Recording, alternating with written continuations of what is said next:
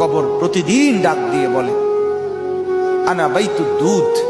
প্রত্যেকের কবর প্রত্যেককে ডেকে বলে, ও আল্লাহর বান্দা, জানো আমি পোকামাকড়ের ঘর, পোকামাকড়ের ঘর। তুমি তো সেই বান্দা যে একটা মশা কানের পাশ দিয়ে উড়ে গেলে তোমার ঘুম বন্ধ হয়ে যায়, চোখ মিলে যায়।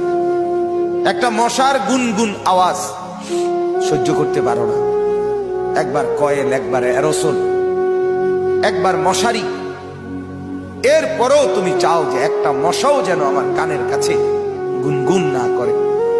তো 5 ঘন্টার ঘুমের জন্য, 6 ঘন্টার ঘুমের জন্য বান্দা এই যত্ন নিলা, অনন্তকাল কিংবা বছরের পর বছর কবরের যে ঘুম দিবা, পড়ে থাকবা সেই ঘরে, পোকা মাকড়ের ঘর, সেই ঘরে তুমি ঘুমাইবা কেমনে, থাকবা? আমার বাপ